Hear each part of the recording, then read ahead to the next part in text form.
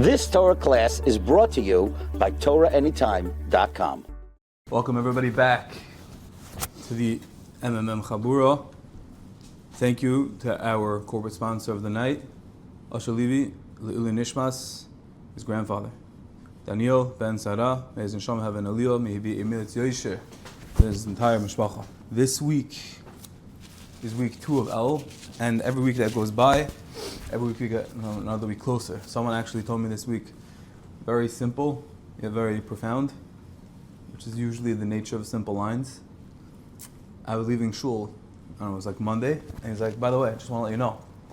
He's like, once L is over, like, it's over. And it's as basic as ABC. Yes, once something is over, it's over. But when we remember the beginning, often at the end of El or at the end of Ne'ilah, we start, oh, we want to chaperai, we want to do more.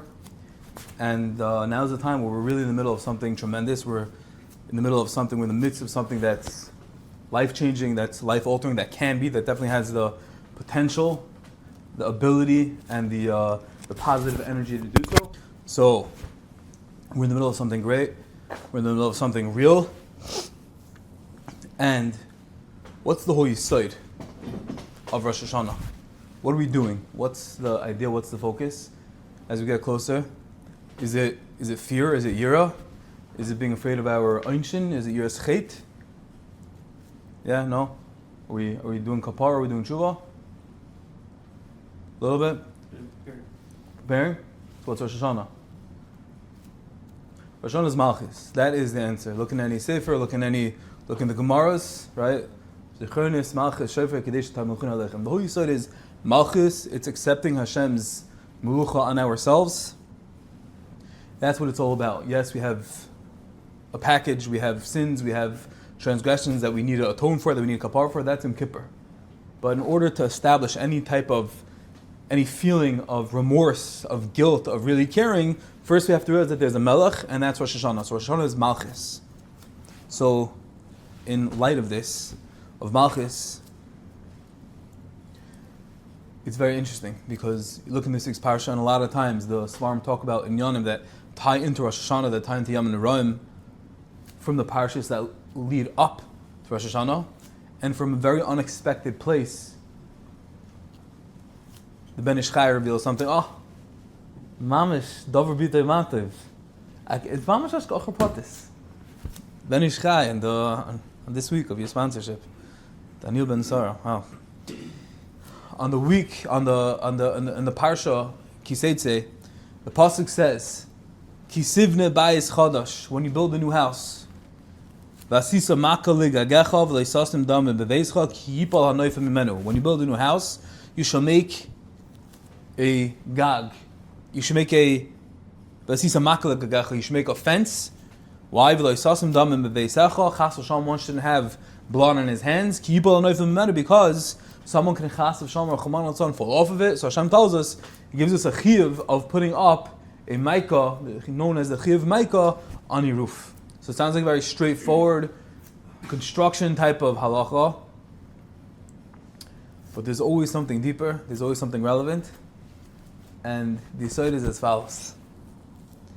This is from the Ben Ish Chai, in the Sefer Oido Yosef Chai. It says something life-changing and definitely so relevant for right now. Shtei in Gemara in Sanhedrin. Let's try to keep this simple. It's a little bit of a cheshbon, but we'll try to keep it succinct and flowing and clear. The Gemara in Sanhedrin says something. Omar Ula, machshava me'elis afilu l'divrei Torah. If a person has a machshava, a thought, but not just a regular thought, a machshava, like an anxiety thought, worry, he's not sure he's going to do this, how that's going to work out, right? Things that we're always dealing with, we're always facing every single day. How is it? How could it be possible? I did this. Right? So we're always plagued. We're always putting up with these thoughts. So what does Ula say? The Hilga Amira Ula. Ula machshava me'elis afilu divrei Torah. It works to destroy. It works to disturb even divrei Torah. So it means not only gashmias, it means not only our yishuv hadas, it means in our inner content, relaxation in the mind, our menuchas hanefesh, menuchas hamoyach. Not only does anxiety ruin that on a gashmis digga level, but even when it comes to learning Torah, when we have accomplishments, when we have things that we want to accomplish, we have things that we want to voyage out and finish, mesechtas, different things, right? Even that, says Ula, when you start worrying, you start being fadaigit, you start getting all fanumin, all the details, it's going to even start, it's going to even disturb that process. How does he know? He brings a pasuk. The pasuk in Yoav says, "Mefir machshavos arumim v'leitesenu yedem toshia." The pasuk says he frustrates the thoughts of the crafty, so their hands can perform nothing. Which means the Yetzer Hara comes and he inundates us. He bombards us with machshavos and worries and what's going to be and the uncertainties and the unknown. And that can't stem not only with our gashmis, with our well-being, but even with Toshia, which is referring to Torah. When a person's not at calm, when a person doesn't have inner peace, it doesn't stem with Toshia, which is Torah. That's what Ula says. Okay? Look at Rashi. So this means what we have over here is that if a person wants to succeed, either in both, we all want to succeed in Ruchnis and Gashmis, you have to have inner content, inner calm, Bitachon 101. And if not, then it wreaks havoc on our Yishuv Adas, and we can't learn properly, we can't make cheshbonis, we can't enjoy, nothing's going to ultimately pan out the way we want it to. What does Rashi say? So Rashi brings down something monumental. Lishna Achrina, which is really what we just said. Machshava sha'adam mechashev kach v'kach. This Rashi talking about giving us mamash a mussar sefer for a mesifta bacher. A bacher wants to succeed, a young man, a man, a working, whatever we are, we want to succeed, right? Adam mechashev kach v'kach eseh kach v'kach taleb yadi. This is Rashi talking. I want to do this. I want to finish Yevamos this man. I want to finish learning Hilchas Nida. I want to finish Mikvais. I want to finish learning Chumash Rashi, right? Kach v'kach taleb yadi. If a person's going to have machshavas, he's going to start letting himself become bombarded and shtalzu to the tactics of the Yetzer Hara, it's going to work to destroy any plan. And she'ei machshavta miskayemes, says Rashi, your machshav, your thoughts are not going to come to fruition, afilu lidvar Torah, even for Torah. So you think you're being so earnest, you're being so noble, you're being so idealistic, you want to finish a Mezechta. We're starting, I think, Hayris started today, MDY started today, and the Hayris, 13 days. Yishmak, let me jump in, let me get the MDY Gemara, let me, born to whoever it is, born to all the Gevadim, and have this plan, and it's 13 days, and you start thinking about it, how's it going to work, and today, and tomorrow, the next day, and when it's Shabbos, and that's Mamash, says Rashi, that even Lidvar Torah, ki goyna omer ad yoim pleni asayim, this is Rashi in Shas, that I'm going to finish in 13 days Hayris, it's perfect, works out. But you start thinking, and you start having cheshbonis, and you start getting worried, it's not going to work. Asayim kach v'kach mesechta, Begirsa Rashi says, Mamash, I want to finish a mesechta, but then I start thinking, how's it going to work out, what's my strategy be, and what if my chavrusa doesn't come, and what if I'm tired, and then I go late, and my shachas, and my kid, and schlepping, carpool, right? That's Yetzer Hara. And that's where he takes you down. That's his entry point, and that's where he is able to make anyone collapse. Anyone feel like that? Anyone? Right? This is Mamash life, and that's what Rashi's saying. So this feeling, letting the Yetzer Hara creep in and take us down, destroys us both, not only in Gashmis but even in Ruchnias. Yeah, fine. So we established that. Let me ask you a question. What's the pshat? Why is that? Hashem is in control of everything, and Hashem made the Yetzer Hara. So why is it that if we let the Yetzer Hara creep in, like, okay, it's natural. Like, we want to strategize, we want to make things work out, we want to succeed. If we're in a business venture, we're going into a deal, we're trying to finish a Masechta, shouldn't we strategize? Shouldn't we think about it? Shouldn't we try to forecast all of the difficulties and the challenges that are going to come? So, what's the answer? Says the Mari Yecheskel. There's a Pirish. There's a little bit of a built up, a little bit of a put this together. HaKadosh Baruch Hu einim mezamel la'adam es tzrachav b'derech shechashav ha'adam shkir elav. Hashem doesn't give success. Hashem doesn't fork out on a golden platter success in the way you want it. Hashem wants us to rely on Him. If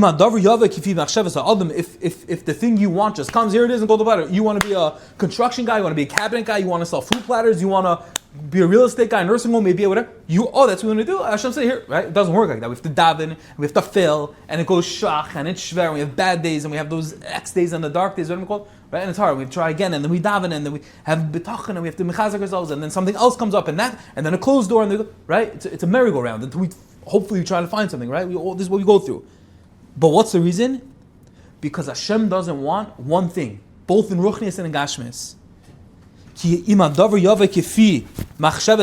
it goes according to the way we strategize, we want it to, a person is going to come to say, the famous words, it's my koich, it's my strength, it's my investment, it's all my strategizing, right?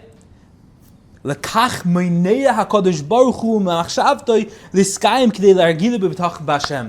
down to bitachon. And says the Mari Cheskel that even for ruchnius, Hashem wants us to exercise and to test ourselves how strong we're willing to go. That even in ruchnius, when I say, 13 days I'm going to finish Haris, 13 days I'm going to do this, I'm going to finish Chumash Rashi this year with all my charts and my strategies, Hashem says, Yom, take it day by day, buddy. Take it one day at a time. Climb the mountain. Every day is hard. And don't worry, vas vet zayin. Don't worry, it's going to be. Take it day by day. So even in ruchnius, where we're trying to do the right thing, sometimes Hashem gives us resistance, Hashem gives us pushback. Why? So we don't see it. Even in ruchnius, it's koich v'etzim yadi. Everything is v'siyata d'shmaya. Clear? So what do we see from here? What's the side of here? And just to add on one more thing, and then we're going to get to the point. We're just building up a binyan over here. There's a Gemara in Brachas. The Gemara in Brachas, Daf, Lamed Beis Amud Beis, says, Hanichnes Le'iyin Tefillah, is also very negea for Rosh Hashanah, Yom Kippur, Soif Boli De Kav Lev.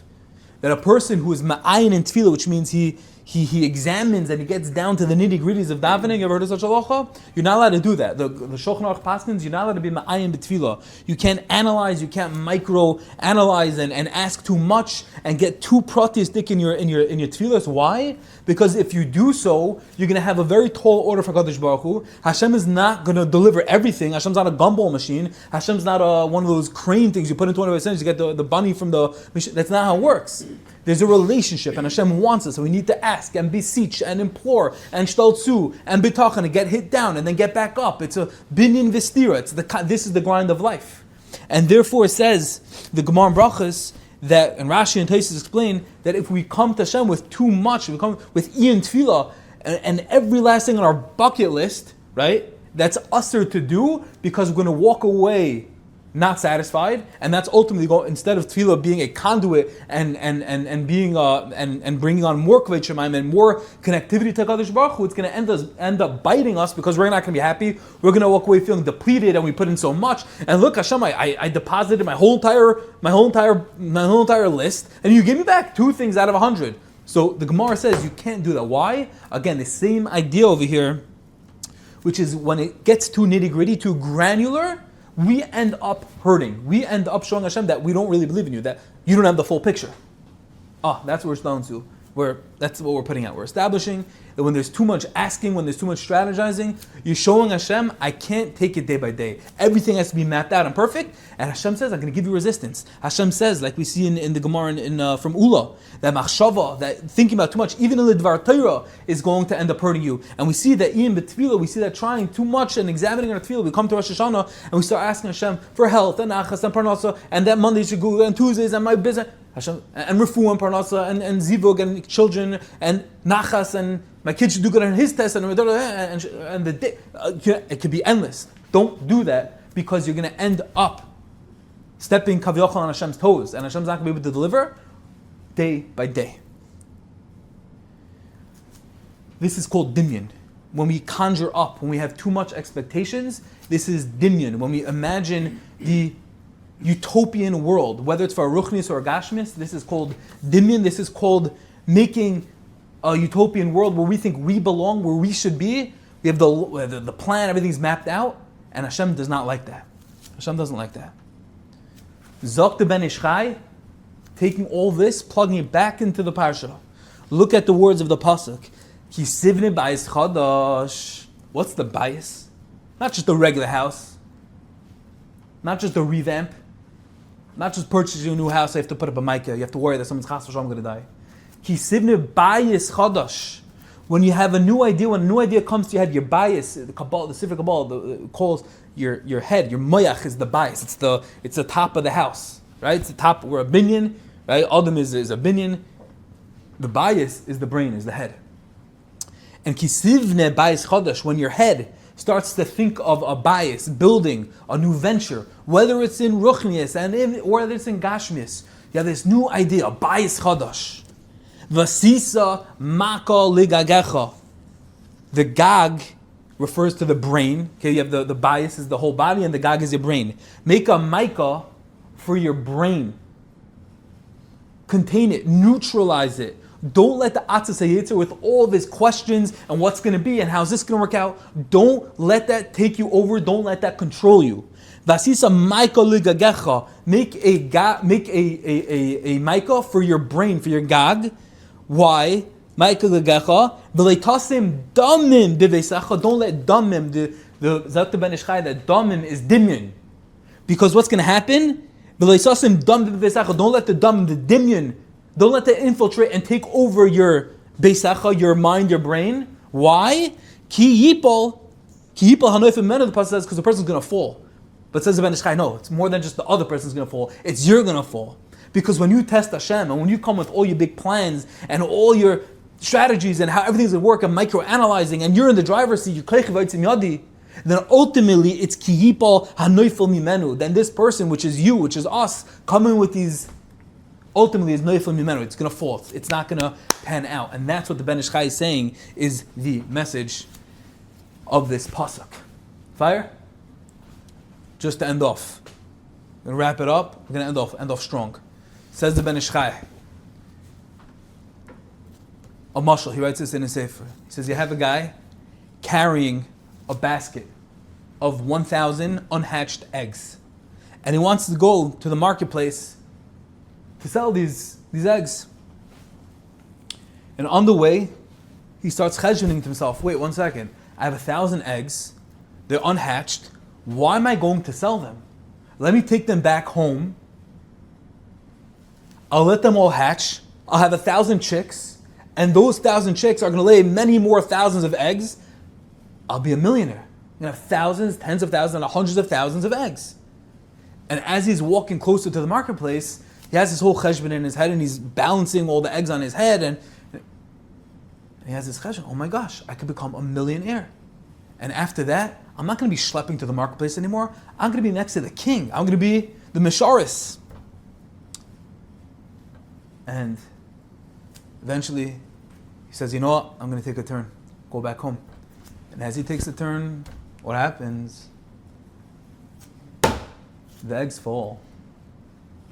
Zakta ben Ish Chai. We can have plans. We can strategize.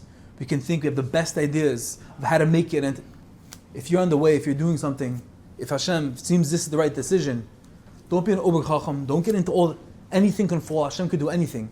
We start strategizing, well, Hashem gave me an opportunity to make money now. But you know what? Let me contort. Let me shtup Hashem into a box. Let me get my way. I'm going to go back. That's already thinking too far ahead of the game. That's already saying I'm driving.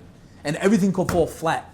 He should have went and sold the eggs, be happy with his profit, and Hashem will give him the next lead. Hashem will figure it out, give him the next contact. But instead, everything goes flat, everything fell. And that's the Yesod. Contain those thoughts. Be happy with those base hits. When Hashem is giving you something, take it, besimcha, and say thank you. What's going to happen after? Hashem's going to take care. Hashem's going to figure it out. That's going into Rosh Hashanah, realizing Hashem's the Melech. Realizing Hashem is endless, Hashem is infinite, and when we think, wait, I have one deal now, but if I save this, Hashem's like, don't start controlling me. I got this. I'm the king. I can do it. Don't doubt my koyach. Don't doubt my kingship. Don't doubt my malucha. I care about you more than anything. That's Rosh Hashanah. That's the yesod of this pasuk. When our thoughts start to explode and we start wondering and we start stretching over like silly putty, Hashem says, slow down. Because then you're going to fall. What's the strategy? What should you do? B'tachon. Realize Hashem is the Melech. Realize Hashem loves us more than anything. And with that, Hashem should give us all bracha, hatzlacha, ad bli dai. You've just experienced another Torah class brought to you by TorahAnytime.com.